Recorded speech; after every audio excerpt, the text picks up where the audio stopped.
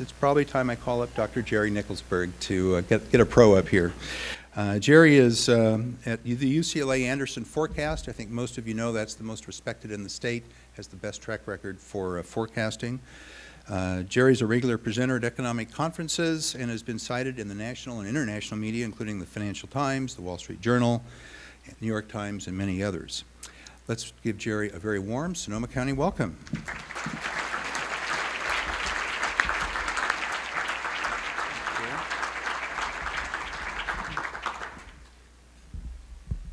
Thank you, Ben. It is a pleasure to once again be here in Sonoma County, and so I want to thank EDB and Ben and all of you for inviting me back. There we are. So we start with elephants. So Ben is giving you some really good news about Sonoma County, and he's right on about that. But I'm going to temper that a little bit because I want to talk about the U.S. and California. And the good news in the U.S. economy is very geographically dependent. And so you can feel quite fortunate to be here in Sonoma, but we're sitting in an economy that has been growing very slowly. It's been, as the title suggests, plodding along, and that limits just how much any one region can do. And so I start off with these elephants, and so that image, aside from the fact that elephants are cute, is one of making progress. It's sort of moving forward, but they're plodding sort of heavily, slowly, step by slow, lumbering step. That's kind of an image of the U.S. economy in this recovery for 4.5 years. The other reason why I like this picture, again, not just because it's cute, is it really illustrates the forecasting problem, because if you notice, there's a pattern there. There's big elephant, baby elephant, big elephant, baby elephant, big elephant, but then we end the picture. So what's next? And that's the forecasting problem that we as forecasters have to deal with. This is the evidence that we see.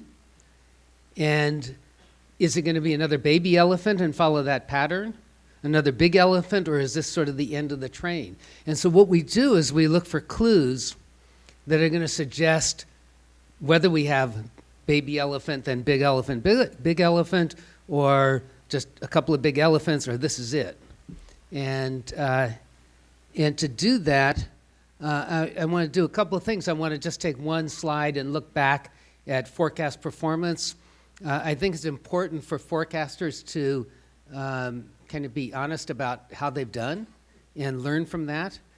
You don't often see this, if you listen to Bloomberg in the morning, you'll hear somebody say, didn't they say something different yesterday and it didn't come? So I want to at least show you what we do.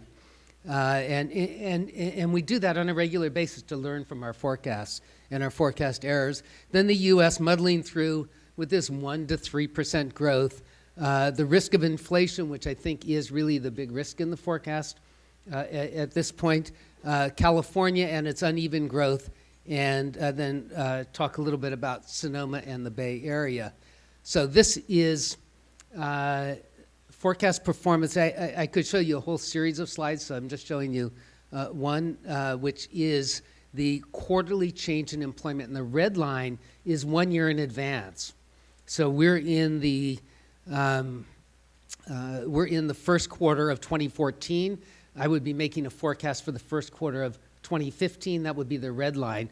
And the blue is actual performance. And you see the red line is much smoother. It's picking up trends. And the blue has a lot of noise in it. So for example, in November, we had national employment numbers that looked really good. And if you listen to the pundits, they would say, oh, the U.S. economy is finally taking hold. We're at the takeoff point, and then December came and really bad, and oh no, Federal Reserve is going to have to, do more stimulative policy. That's just that noise around there. And so when you hear economic numbers, you really have to temper them with noise in the numbers and think about what the trends are. But I think if you look at that, I'm pretty happy with the way that's been going. Now, to be really honest, in 2008, the red line was above the blue line kind of all the way through the downturn. we, along with everyone else, really missed how deep that downturn was turning out to be. But since then, not bad, particularly if you go across all of the variables that we forecast. And one of them is GDP. So this is U.S. GDP. And you can see the Great Recession there. The vertical line ends. The actual data to the right is the forecasted data. And again, you see the forecast is much smoother than the actual. But what we've been doing in GDP is we've had this economy that's about a 1.5% to 2%, then 2.5%. Slowly but surely, this is the elephants now, slowly but surely getting up to that 3%. 3% is the long-run average for the U.S., and so you'll hear people say, well, we're getting 3% and it's the average, so that's good. Actually, that's horrible. Why is that horrible? Because that's an average of downturns and upturns. And if you average downturns and upturns, the downturns are negative. So if you average them and you get 3%, it means the upturns ought to be higher than 3%, right? That's what pulls that average up. So we have now, in our 5th year of recovery, just getting to average growth. And what that means is that finally in 2014, we will get back to where we were in terms of employment. This is non-farm payroll employment of 138 million in the U.S. So great, we've recovered. Well, no, not really. That's progress, and that's good progress. It's solid progress. But if you think the U.S. population, about 310 million, 320 million, is growing at 1% a year, and about 60% of that is going to be entering the labor force. That's the labor force participation rate. We need to be adding 1.8 million jobs a year just to keep up with population growth. And so we're doing a little better than that, but as we get here in 2014, we're still 13 million jobs below potential. So still have a long ways to go. That progress is good, but it's not so good that we want to put our party hats on yet. And the unemployment rate, it's coming down. It's now 6.7% in the U.S.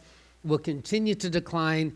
We don't want to be too fooled by that because it's going to decline over the next few months because unemployment benefits have run out for a large number of people of the long-term unemployed.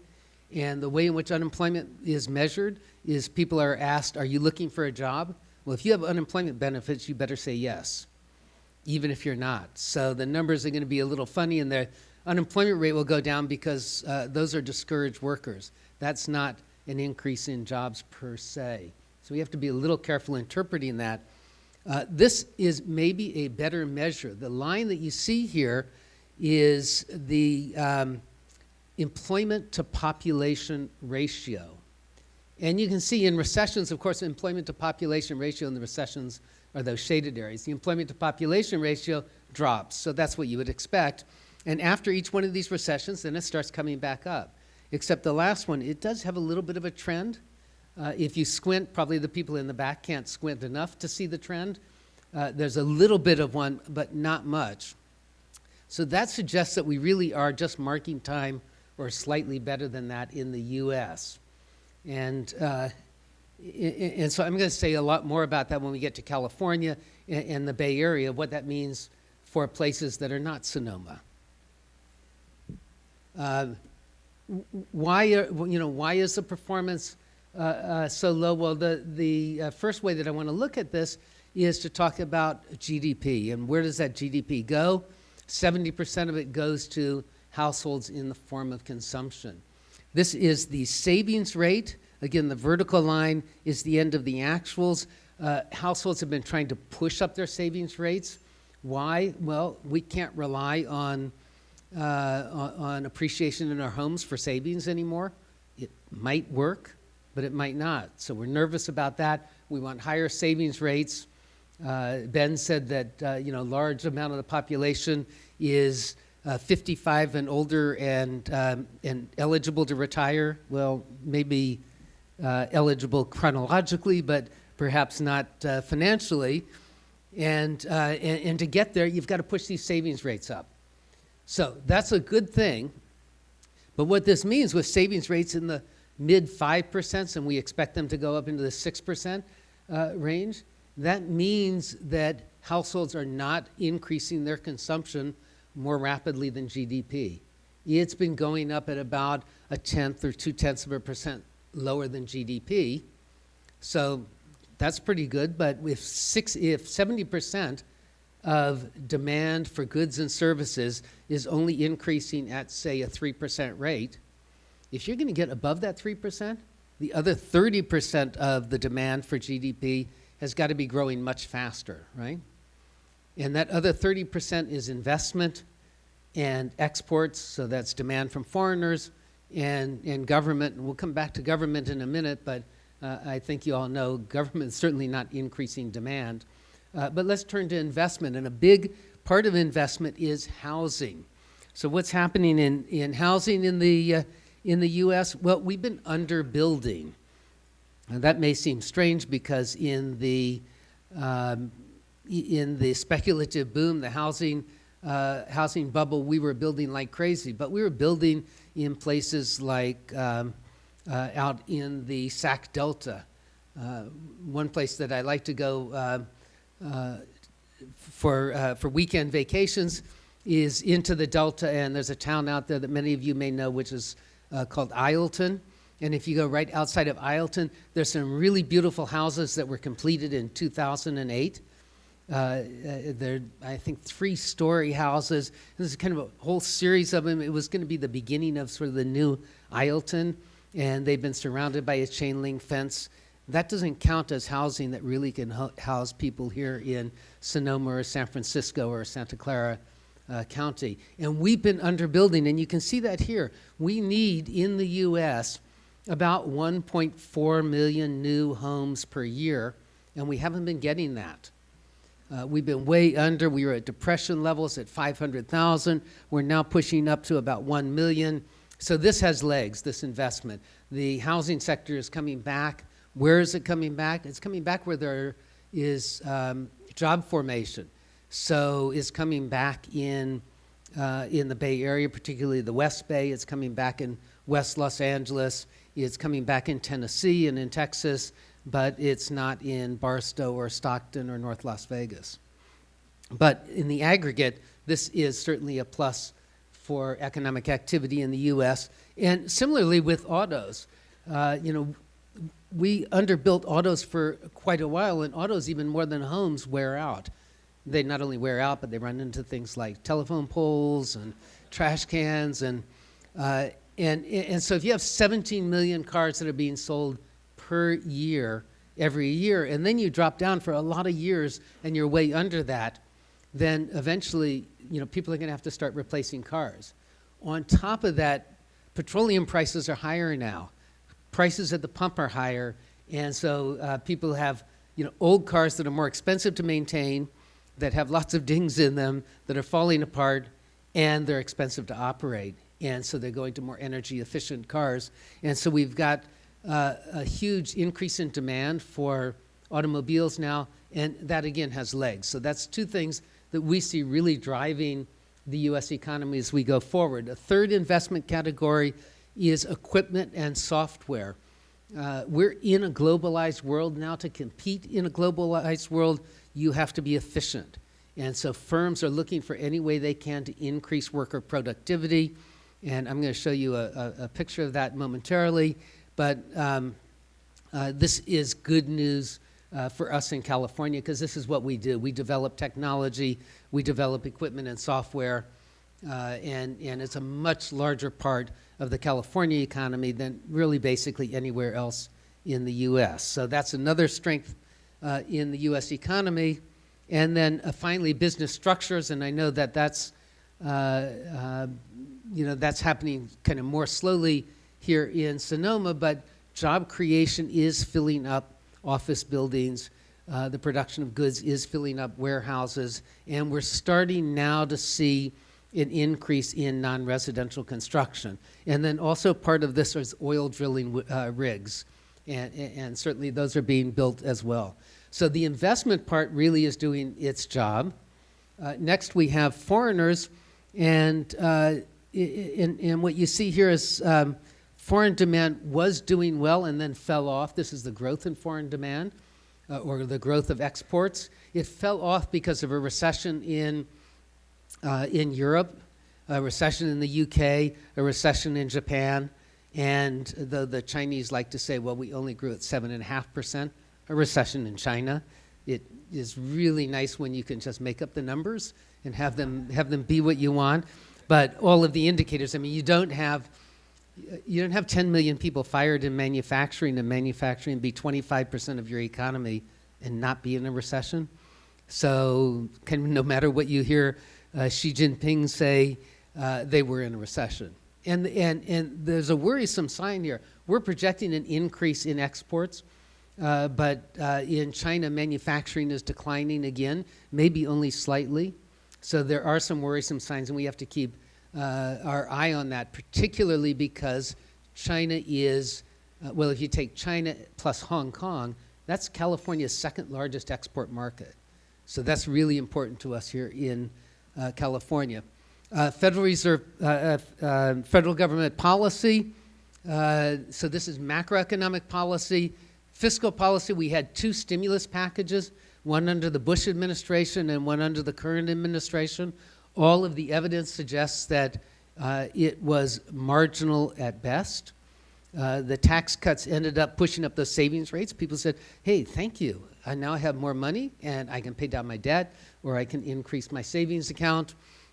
The expenditures are really slow to come out. I noticed that this time that finally the 101, a lot of the construction has been completed. So I have a request for those of you here in Sonoma County that you send whoever was responsible for that down to Los Angeles, because we don't seem to be able to finish those projects. I mean, they take 5 years, 6 years, 8 years, and that money is spread out so thinly that it doesn't really have a big impact on the economy. Moreover, no one in Washington is talking, Paul Krugman accepted, is talking about stimulus packages. They're all talking about reducing government spending and not increasing it. And so they're on the sidelines. Fiscal policy is not going to be a player going forward. What about monetary policy? We've had 5 years of easy monetary policy. And the way that's supposed to work is you lower interest rates, you make investment more attractive, you provide liquidity, and people go out and invest, and then that's demand. So that's that investment component. But it's not happening. Corporations are awash with cash. They're the good credits. They don't need to borrow. And banks are just sitting on lots of cash, and so nothing much is happening, except that very low interest rates mean that people who are on fixed income have less income to spend. So the way that I kind of think about this, and I don't really understand why, well, I know what the answer is, but why my colleagues don't think about it this way is that, you know, if I had a sore shoulder and I went to the doctor, and the doctor said, well, you know, take these pills, and I went back every 3 months, and say, it's not getting better, it still hurts, here, take these pills, you'd think that after 5 years I'd get a new doctor. Apparently the Fed doesn't think that way. And the answer is, well, what if you didn't take those pills? Well, but yeah, it still hurts. But that is actually a serious answer, that the Federal Reserve economists believe that were it not for monetary policy, things would be a lot worse. We have no evidence to that, but that's sort of the belief. So we're going to talk about that a little bit more, but this is really, so this is the image of kind of what I think is the important thing that is happening in the U.S. economy right now that's keeping it at this slow rate. It's not just that consumers aren't consuming, it's that we're entering a fundamental transformation. So this is a picture of an assembly line, obviously, of automobiles. California used to be a huge assembler of automobiles. Los Angeles was second only to Detroit and was growing faster than Detroit. And this is the way you build automobiles, right? You bring them down an assembly line, and people put seats in, doors on, and so on. Well, we still build automobiles in California, but that's the way we build them. And you don't see any people there. That's the Tesla factory in Fremont. Used to be NUMMI, used to have 5,500 people working there. There are 3,000 working there now. So that's still a lot of people, but it's 2,500 less.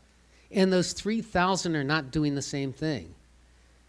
The 3,000 are not people who are really skilled at riveting and welding and assembling. They're people who are skilled at managing these robots, programming, installing, and maintaining them, and doing the appropriate inventory control. Totally different skills. That is a major transformation in the U.S. economy, a transformation from an industrial to an information economy, and that typically takes a lot of time. And we have lots of historical precedents for that in the period from 1865 to 1880, and we had a big panic, a big recession in 1873. We had another major transformation, an industrial transformation from 1880 through 1900, and that was the Gilded Age and Industrial Revolution. From 1920 to 1940 in the mechanization of the farm and the internal combustion engine. These are big changes that happen in an economy, and right now we're going through another big change. We're moving away from an industrial economy, the robots can do that, to an information economy. What's really interesting about Sonoma County is that of all the counties in California, it's the only one that started out kind of way back in the 20th century, and because of this recession and the initiatives that you all have put into place, has made that transformation into the information age. Now, there is kind of all throughout California more to go, but you all have been much more nimble in this transformation, because usually it takes quite a long time. And we are in the process of that. The good news is, the bad news is it's disruptive and there are real individual costs to it. The good news is that we are well into this, and that at the end of these processes, all of these, and so if history's our guide, remember we're looking for what elephants were off the picture. If history is our guide, what will happen once this process is complete is that you will see then a compression of income inequality, so more income equality, rising income, rising wealth, kind of all throughout, but you have to get there. And so we're in the process of doing that, and that's a slow process, and that's, again, why those elephants were lumbering. So now I'm going to turn to a risk of the forecast, which is inflation. So this is what the Federal Reserve is looking at. The yellow line and the blue line are two different measures of inflation, and they kind of settle around 2%. And so the Fed is looking at this, and I've heard a number of Fed governors or presidents of Federal Reserve banks, such as John Williams in San Francisco, say, inflation is quiescent. It's just not happening. So we at the Fed don't have to worry about that when we conduct monetary policy. We don't have to worry about it getting out of control. So what do they mean when they say that? Well, this is monetary policy. This is the Federal Reserve's balance sheet. And you see a really nice trend that goes along there until you hit the recession of 2008, 2009. In fact, until you hit September 2008. And then you see the bank bailout, and then you see QE1, and then you see QE2, and son of QE, and now we've got tapering of QE. But all of those are taking the Fed's balance sheet away from that trend. And so when we hear about tapering, the Fed is tapering, so it's changing policy. It's not changing policy. It's only changing the intensity of policy. What is tapering? Well, QE is buying $80 billion of bonds a month.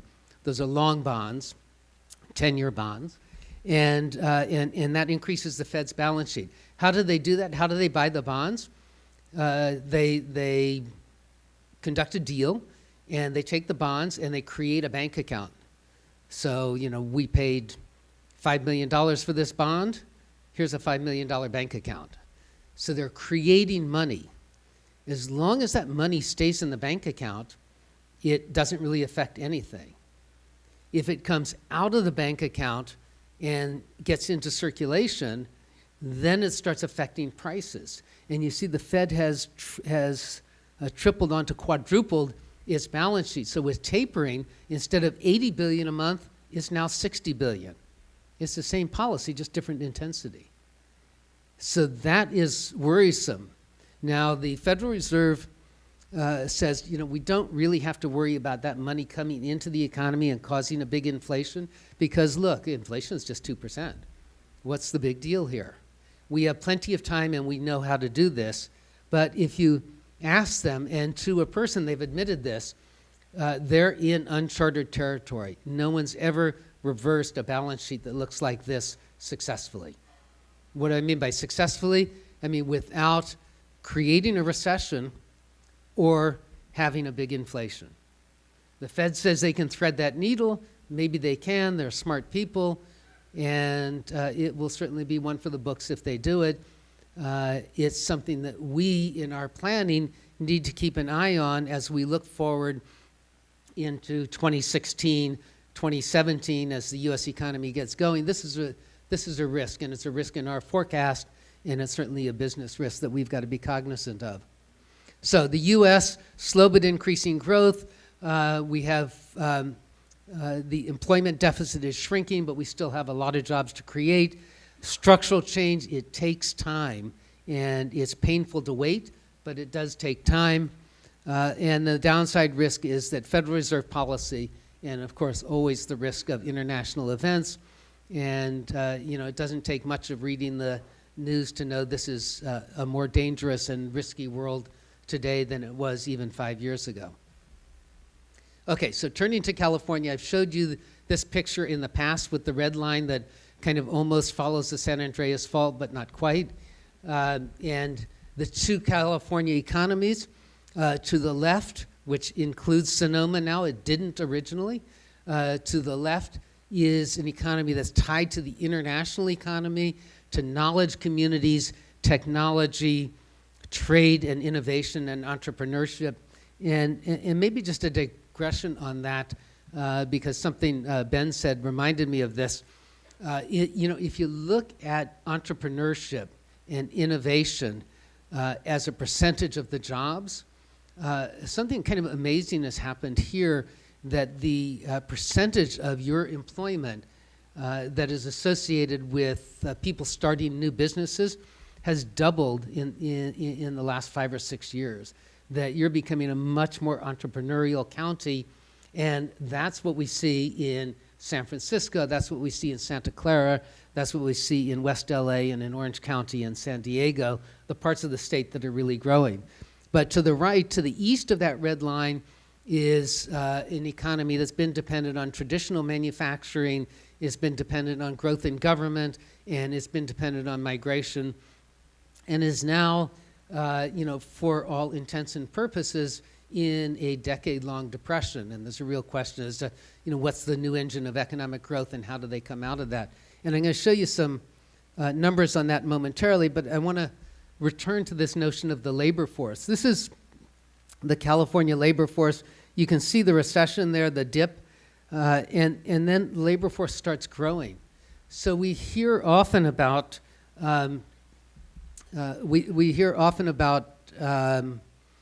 discouraged workers dropping out of the labor force. That hasn't happened in a few states. California, Texas, Utah, Minnesota, states that have been growing, states that are actually driven by technology, and we have encouraged workers coming in. But there's a cautionary note here that since May, it's been kind of flat. And why it's been flat, whether that's just the end of unemployment benefits or something else is going on, it's something that we have to look at. And as I say, again, a cautionary note, unemployment rate in California has been coming down. That's sort of flattened out, and it should start coming down again in the new year. But that's, again, a tempering. But the good news here is that, so this is non-farm payroll employment, and it's been steadily increasing. And in the state as a whole, we're only 2.5% right now, below where we were in the previous peak. So what's happening, the unemployment rate's not coming down, but payroll employment is increasing. what's going on is those people who were 1099s, who are contract employees, who were consultants, are now being brought on as full-time employees. So that's where they show up here. And that means that firms throughout California are saying, well, wait a minute, we've got confidence in our demand, confidence in our future prospects. We're willing to spend the money to lock in good employees and to bring them on full-time. So it is, in spite of the fact that we do have these sort of mixed messages in the employment data. But looking at California, so this is kind of dense. The red there are cities in California. The blue are cities outside of California. This is the unemployment rate, July 2011, and we look pretty bad. There are a couple of California cities that are sort of in the middle. Those are coastal, that's Orange County and San Francisco. So since then, unemployment has come down everywhere and looks more like this. But then if you look at the reds there, you see that a lot of the reds, and they're all coastal California, a lot of the reds have dropped below the ones outside of California. Somehow they changed from blue to black, but but California cities, at least a bunch of them, are doing much better relative to the U.S.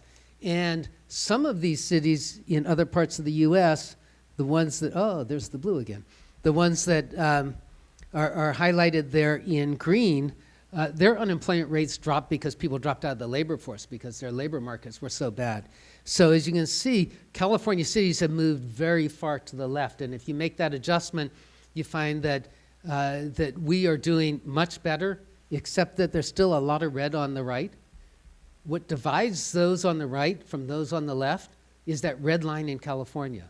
Whether they're vibrant, coastal, knowledge, technology-driven California cities and counties, or old economy, 20th century economy California. And that's an important distinction. You can see it here in employment gain over the last 12 months. On the left, you've got Silicon Valley is the first one, then San Francisco, Sonoma's in green there, Orange County, San Diego, Ventura, the U.S. is in red, and then you get over to San Joaquin Valley, Inland Empire, and unfortunately the East Bay is the part of the Bay Area that's really not performing now. And so the difference between these two Californias is getting greater and greater, and that has real policy implications. We have two Californias, so with two Californias, certainly for policy, one size does not fit all. And so I'll show you a couple more slides that feed into our forecast before we turn to the Bay Area. This is seaport traffic. The bottom is exports by sea from California's ports. You see it's growing, and that's California manufacturing. Imports growing, but only slightly, and that's that slow growth in consumption. This is international air cargo. The bottom is SFO, which is capacity constrained, but again, we've got an upward trend in exports out of LAX. Again, it's California manufacturing, so that's some good news. But the movement of packages through Oakland and Ontario, those are the large packaged airports in California, pretty flat. So a very mixed message when it comes to the California economy. So that brings me to the Bay Area. We have a model of the entire Bay Area. This is employment. The blue is actual and the black is forecast. But you see just this real steady improvement. And what that means is that we are shortly going to be at the point where employment in the Bay Area exceeds what it was at the end of the dot-com bubble. So that's been kind of a long way back, but very much good news. Means the unemployment rate coming down below 6%. Of course, you're at 6% already here, as are other parts of the West Bay. I mean, if you start from Sonoma and just go south along the coast to Santa Clara, you find lots of the Bay Area where unemployment rates are significantly below the U.S. unemployment rate. And our projection for 2014 and 15 for the Bay Area is for, again, outperforming the U.S., but the U.S. is this kind of lumbering elephant and growing slowly. And for Sonoma County, in terms of employment growth, so this is non-farm payroll and farm employment, but does not include all those entrepreneurs who are starting their own business. If you add them in, then Sonoma County, that gap is really very small for the last peak, and so quite a bright outlook, much brighter outlook for Sonoma County than most parts of the U.S. That brings us to our overall California forecast. So those are the elements that go into the forecast. That's kind of the elephants that we were looking for, and when you average this California that's not doing very well, that's really still in a depression state, with the part of California that's doing quite well, you get sort of mediocre results, but still better than the U.S. At 1.8% payroll growth. The U.S. has been below that. It's been at about 1.2 to 1.5, and then increasing in 2015 to 2.2%. And California's unemployment rate, so that's the average for the whole state, to drop below 7% by the end of 2015, which is our forecast horizon. So just to summarize, we have slow growth in the U.S., California on average a bit faster, but the leaders here, Bay Area, Sonoma, the knowledge communities and the tech communities in California, really driving the state and driving the nation. But overall, we're just plodding along, and policy, misguided policy, is something we want to watch out for because it really could upset the forecast, and that's the risk to the forecast. So let me leave you with the elephants. Again, just plodding along, you notice we're missing the baby elephants. That's the tech part of California, and those babies have raced ahead and are leading the pack now. Thank you.